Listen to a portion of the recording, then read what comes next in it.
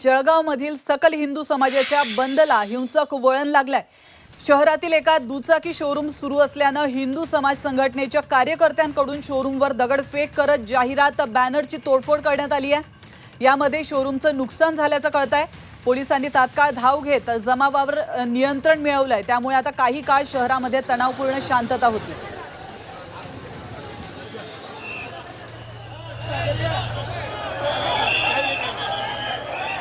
तर जळगावमधली ही दृश्य आपण पाहतोय। सकल हिंदू समाजाच्या बंदला हिंसक वळण लागल्याचं आपण या दृश्यांच्या माध्यमातून पाहू शकतो। शहरातील एका दुचाकी शोरूम वरती हिंदू समाज संघटनेच्या कार्यकर्त्यांनी हल्ला चढवलेला आहे। हे शोरूम सुरू होतं आणि त्यामुळे कार्यकर्ते नाराज झालेत आणि त्यांनी या शोरूमवर दगडफेक केली आहे। यामध्ये शोरूमचं मोठ्या प्रमाणात नुकसान झालंय। तर आता पोलिसांनी तात्काळ त्या ठिकाणी धाव घेत जमावावर नियंत्रण मिळवलं।